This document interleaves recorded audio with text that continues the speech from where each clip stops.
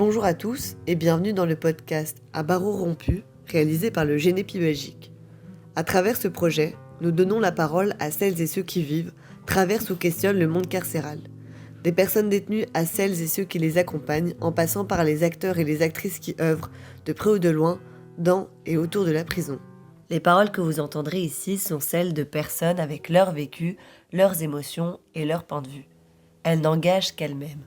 Ce podcast ouvre un espace d'écoute, de réflexion et de dialogue à barreaux rompus.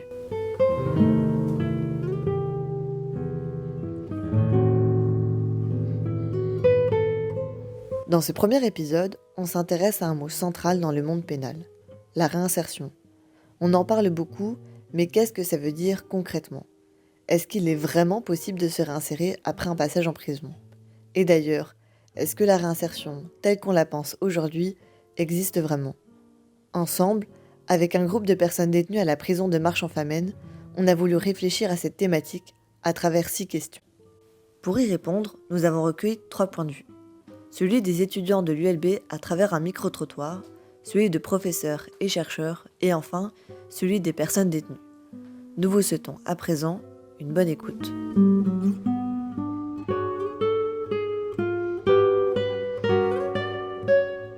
En une phrase, c'est quoi la réinsertion pour un détenu ? Que répondent des étudiants à cette question ? Revenir dans la société. La remise dans la vie active après une détention. Ouais, le retour à la vie active. Pour moi, c'est le relâchement total des détenus dans la société, pas forcément avec accompagnement. Olivia Nederland, chercheuse et professeure en procédure pénale et en droit pénal à l'Université Saint-Louis. La réinsertion, selon la loi, selon les lois pénitentiaires, c'est l'idée que dès le premier jour de la prison, il faut préparer la réinsertion, donc le retour à la société. Comment ? En essayant de limiter le plus possible les effets dommageables de la détention pendant donc le temps d'incarcération, par différentes choses, en essayant de, entre guillemets, normaliser la prison, en préparant la sortie via des libérations conditionnelles, etc. Mais pour les personnes détenues, la réinsertion, c'est souvent un parcours d'obstacles qui commence en prison, puisqu'on se rend compte qu'avoir une libération conditionnelle, c'est répondre à toute une série d'attentes qui nous sont généralement imposées. Et une fois sortis, on se rend compte que c'est aussi toute une série d'obstacles, mais c'est souvent en fait des choses de nouveau qui leur sont imposées sans tenir compte de leurs propres besoins. Qu'en pense un groupe de personnes détenues à la prison de Marche-en-Famenne ? Je pense que cela dépendra du type du détenu, de son passé et de ses faits.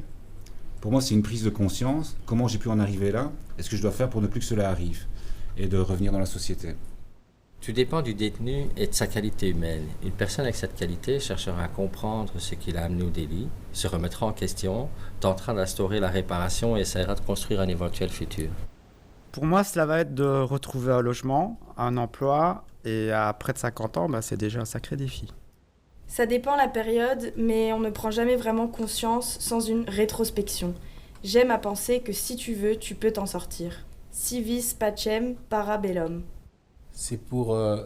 ça commence déjà pour moi par la possibilité d'embauche et une bonne santé sociale.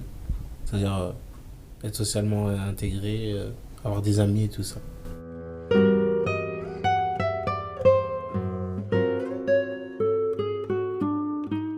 En pratique, quand débute le processus de réinsertion pour un détenu ? Je dirais directement à sa sortie. C'est pas 2-3 mois après avant la fin de sa peine ? Le processus commence, je suppose, dès la prison, avec psychologue. Donc dès l'arrivée en prison. Dès l'arrivée en prison, ouais. Chloé Branders, professeure et chercheuse en criminologie à l'Université libre de Bruxelles. Pour un détenu, le processus de réinsertion, théoriquement, c'est au bout d'un certain temps dans sa peine, un tiers de sa peine, puisqu'on peut commencer à avoir des aménagements de fin de peine, etc., des aménagements de la peine. Mais logiquement, la réinsertion, elle doit commencer dès le début. En théorie, de nouveau, selon la loi, la réinsertion doit commencer dès le premier jour de la détention, puisque toute l'exécution de la peine de prison doit être axée sur la réinsertion. En pratique, souvent, le travail pour commencer à préparer une sortie anticipée de prison, comme une libération conditionnelle ou un bracelet électronique, commence bien souvent trop tard, et plus tard même que ce que la loi prévoit, ce qui génère pas mal de frustration. Après, la réinsertion, du côté de la personne détenue, de nouveau, elle se vit au quotidien en prison. C'est est-ce que je parviens à garder des contacts avec ma famille, avec mes amis ? Est-ce qu'il y aura quelqu'un pour moi à la sortie ? Et ça, effectivement, ça dépend aussi de comment le régime de la prison dans lequel on est incarcéré est organisé. Malheureusement, quand il est trop tard, ce processus se enclenche quand nous sommes dans notre temps de sortie. Cependant, il y a des êtres humains, comme certains d'entre nous, qui n'attendent pas que cette étape arrive pour faire ces préparatifs. Ces préparatifs sont la prise de conscience, l'acceptation des faits et de la peine, la remise en question sur ce qui a conduit aux faits, la réparation auprès des victimes et des dettes, et la reconstruction, puis cours, formation, psychologie. Et bien sûr, il faut accepter de se faire aider. Si je m'en réfère à mes objectifs, donc trouver un emploi et un logement, en fait ça n'a pas encore débuté, alors que je suis au tiers de ma peine. Et j'imagine que les différentes démarches vont débuter lors de mes premières permissions de sortie. Et encore plus quand je passerai devant le tribunal d'application des peines, c'est-à-dire finalement 6 mois avant ma sortie de prison.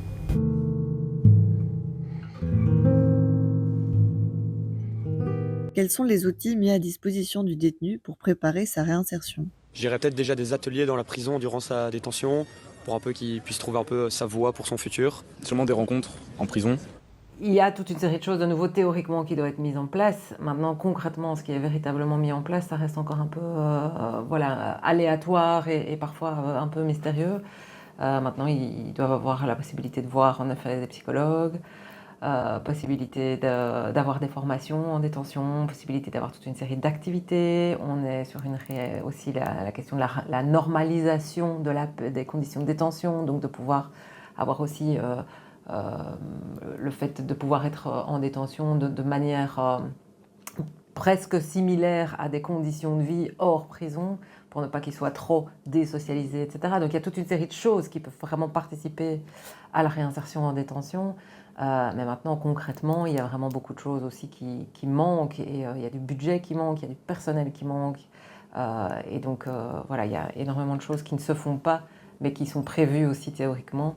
Alors, à nouveau, quels sont les outils qui préparent à la réinsertion? C'est une question qui a l'air simple, mais qui est extrêmement complexe et qui tient aussi à la complexité institutionnelle de la Belgique. À savoir que, en fait, la réinsertion, ça doit toucher tous les pans de la vie. C'est retrouver un logement, c'est se remettre en ordre mutuel, c'est regarder le contact avec sa famille, etc.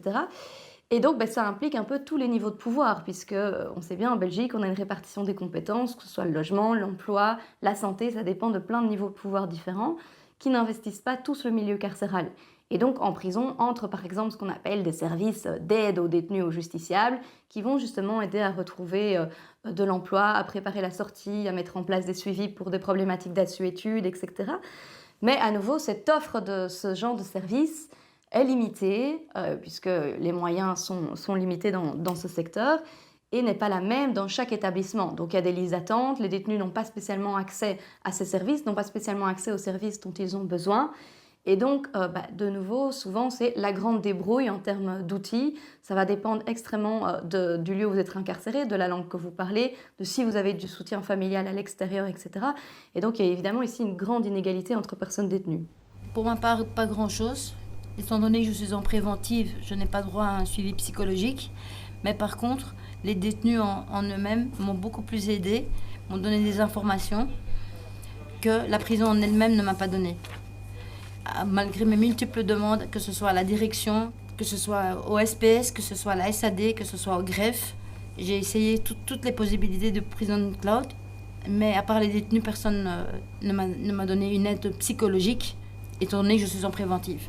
On vient de mentionner le SAD, qui signifie Service d'aide aux détenus.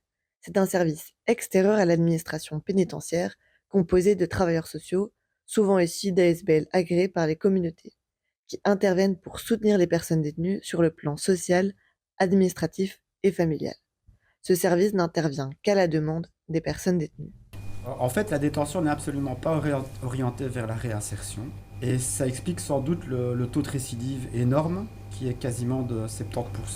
Ce qu'il faut savoir, c'est que la prise en charge, l'orientation, la formation et les mises en contact avec des associations n'existent qu'à l'initiative du détenu.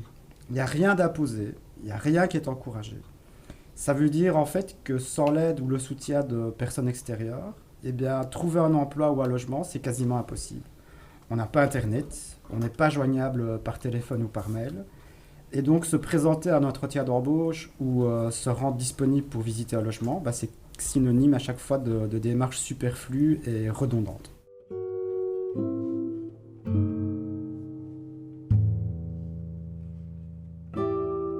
Quelles formations sont données en détention ?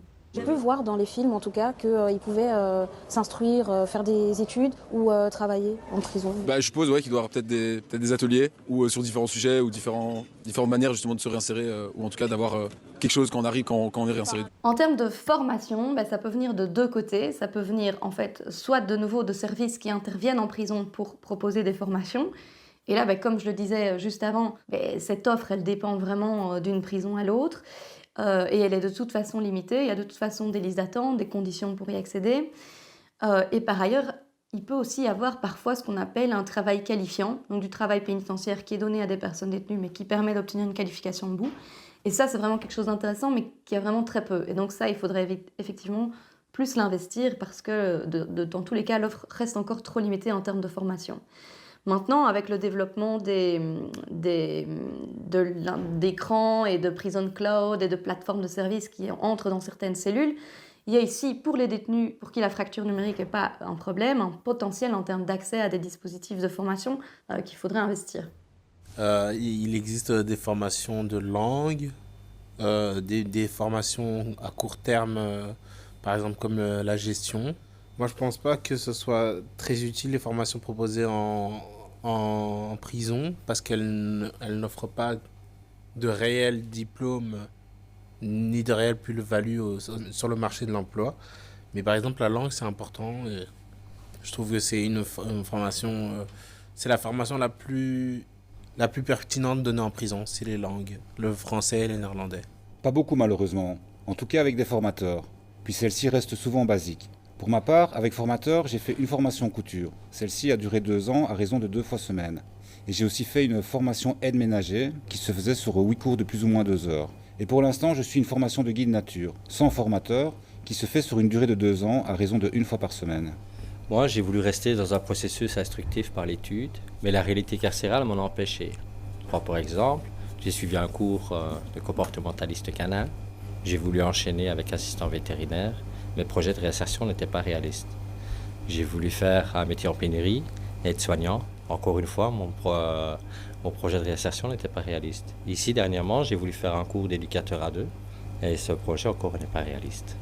Et pour les femmes, c'est la même chose ? Je pense que oui. On aimerait dire que oui, mais bon, je pense que du coup, c'est sûrement que ça doit être moins bien fait pour les femmes. Alors pour les femmes, les constats sont les mêmes, avec la donnée supplémentaire que les femmes sont minoritaires. Et quand on est minoritaire, on a une offre qui est généralement plus limitée. Et ça tient notamment en raison de la règle de la non-mixité en prison. Donc on ne met pas les hommes et les femmes ensemble. Et donc comme c'est un petit groupe et qu'on ne peut pas les mettre avec des hommes, en fait faire une offre de formation pour un tout petit groupe alors qu'il faut un minimum d'inscrits, c'est compliqué. C'est pourquoi dans certaines prisons, on va faire une petite exception à la règle de la non-mixité et mettre les femmes et les hommes ensemble dans certaines formations, ce qui soulève aussi toute une série de questions qui nous reviennent du terrain, du fait notamment que, en fait, il y a beaucoup de femmes qui ont un parcours de violence causé par des hommes sur leur trajet et que ça peut empêcher en fait de participer à ces formations. Tout ça reste encore pas assez pensé et encadré, mais donc il y a ici effectivement quelque chose à investir de ce côté-là. Non, les formations sont les mêmes, mais par contre, les conditions de travail, les femmes doivent d'abord passer par le quartier femmes, par le nettoyage, en fonction de leur ancienneté. Ensuite, s'inscrire aux ateliers et, exemple, ma duo, elle est la 170e inscrite sur la liste d'attente pour pouvoir accéder à un atelier avant de pouvoir travailler et gagner de l'argent en attendant que la première soit en atelier. Et ça dure des mois. Il reste à préciser que la prison de Marche-en-Famenne fait figure d'exception et déroge au principe de la non-mixité lors des ateliers. En effet, pratiquement toutes les activités ont lieu en commun.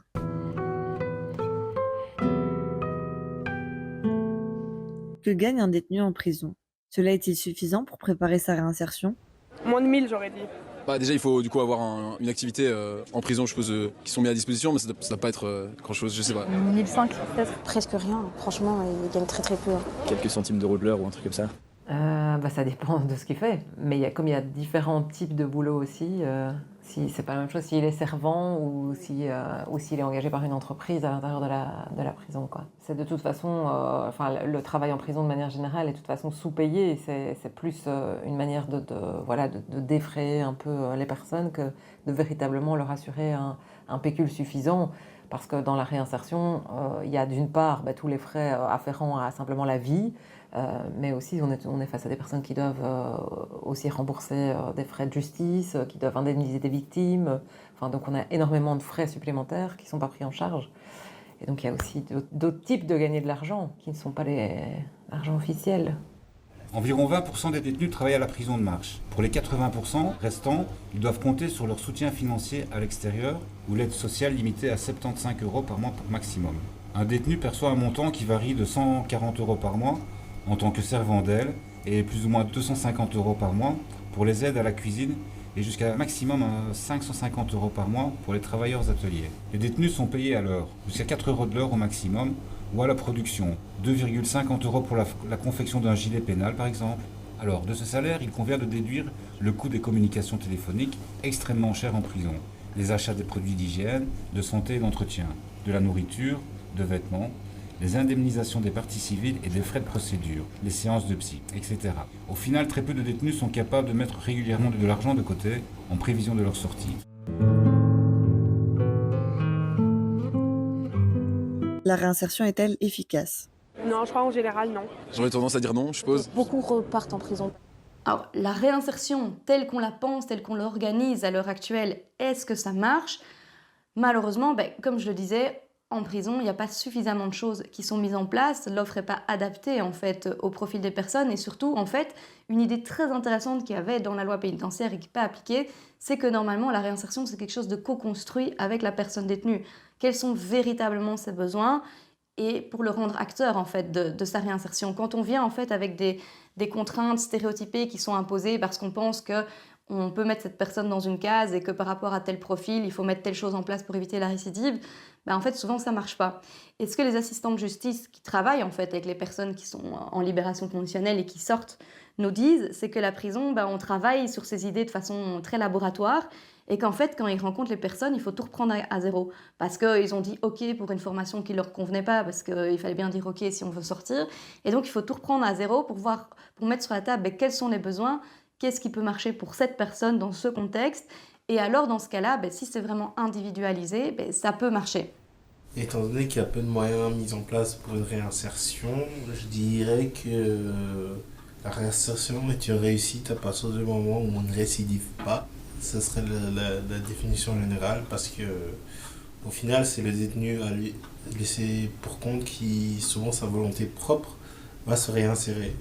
Et pour moi, ça commence par simplement une bonne vie sociale en fait.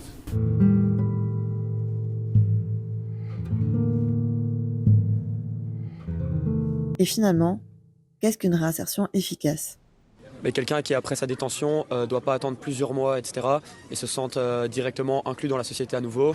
C'est de pouvoir leur mettre à disposition tout ce dont ils auraient besoin pour avoir accès dans les meilleures conditions à l'éducation, par exemple. C'est un accompagnement qui démarre dès les premiers mois avant la sortie en prison, voire même dès le début de la prison. Mais instruire les gens, que ça devienne un espace, pas seulement où tu restes, tu passes du temps, tu réfléchis par rapport aux actions que tu as posées, mais où tu peux vraiment t'instruire et apprendre et grandir et ressortir au final de la prison comme être une meilleure personne. Il y a aussi un accompagnement sur le plus long terme, aider les gens à trouver des logements par exemple, et les aider à trouver du travail. Alors là, je pense que ça dépend de nouveau de plein de facteurs et de où on regarde.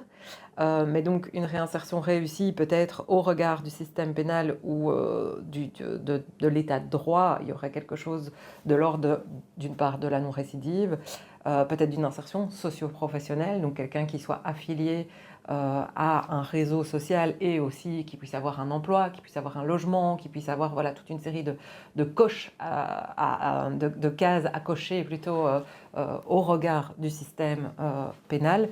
Donc ça pourrait être une manière de faire. Maintenant, l'autre idée sur la réinsertion, une réinsertion réussie, pourrait être que les personnes soient heureuses et qu'elles soient bien et qu'elles se sentent libres et qu'elles se sentent émancipées et qu'elles se sentent faire partie d'un collectif bienveillant et qui les traite bien.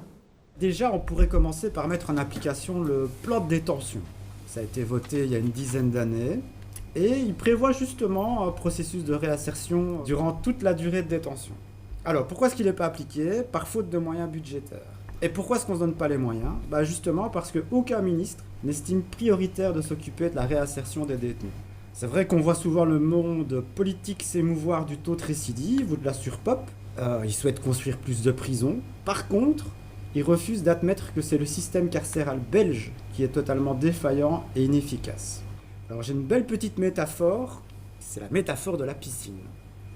J'étais dans la piscine et la justice a estimé que je ne nageais pas correctement et que je représentais un danger pour autrui. Elle m'a donc condamné à sortir de l'eau durant 10 années.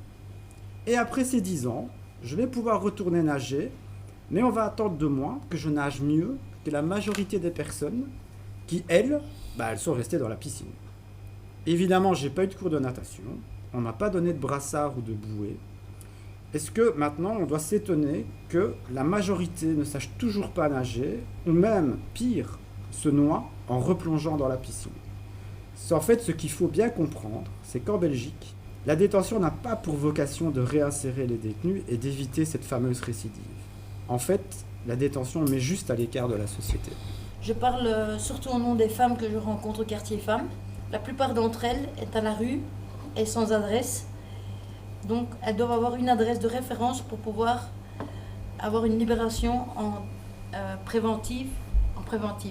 Même celles qui sont en longue détention, en prison, si elles n'ont pas d'adresse, elles ne savent pas sortir. Donc, l'État devrait prévoir des logements pour que ce soit les hommes ou les femmes détenus en prison, court terme ou long terme, pour qu'ils puissent avoir une adresse en sortant, le temps de se retrouver un travail, un contrat de travail pour pouvoir payer une caution, 2 mois de caution, un loyer, se retourner, que l'État prévoit des habitations pour les prisonniers. Pour conclure, j'aimerais souligner que les prisons belges débordent. Officiellement, il y a de la place pour 11 400 personnes, mais aujourd'hui, ils sont plus de 13 000 détenus, sans évidemment compter ceux qui sont en congé pénitentiaire ou dont leur incarcération est suspendue. Le résultat, c'est qu'en fait, certains dorment sur un matelas, à même le sol. La situation, elle est complètement indigne, inhumaine et même dramatique, non seulement pour les détenus, mais en fait aussi pour les agents pénitentiaires qui sont de plus en plus victimes d'agressions liées aux tensions, en fait, qui sont provoquées par cette surpopulation. Cet accroissement ne peut ni l'expliquer par une évolution démographique, puisque la population belge, elle n'a progressé que de 16,8% entre 1993 et 2024, ni d'ailleurs par une augmentation de la délinquance. Au contraire, on assiste à une baisse très très forte des chiffres de la criminalité depuis des années. Ça a été reconnu par des instances politiques et la police elle-même confirme qu'il y a une baisse avec plus de 31 000 délits en moins qu'en 2023.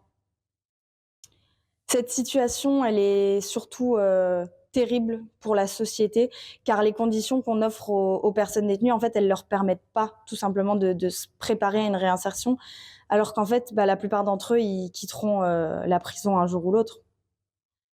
Dans les conditions actuelles, la prison, c'est un accélérateur de délinquance et au vu du taux délirant de la récidive, on peut que constater un échec de l'application de la loi Principe qui désinsère, isole et même désocialise. Et vous, qu'en pensez-vous ? C'était À barreaux rompus, podcast réalisé par le Genepi Belgique. Nous tenons à remercier l'ensemble des étudiantes et étudiants, des universitaires et particulièrement Olivia Nederland et Chloé Brenders, ainsi que les personnes détenues ayant contribué au podcast. Nous remercions également la prison de Marche-en-Famenne et surtout la bibliothèque de nous avoir permis de créer ce projet. Un grand merci à toutes les génépistes qui ont contribué de près ou de loin, Théa, Zoé, Alexia, Martha, Lucie, Sophie, Adriana, Clémence, Célestine et Océane. Nous remercions également le duo Contretemps pour la musique, ainsi que Lilou Carillon pour le montage du podcast. Merci pour votre écoute et à bientôt pour un nouvel épisode sur le thème, cette fois, de la santé en détention.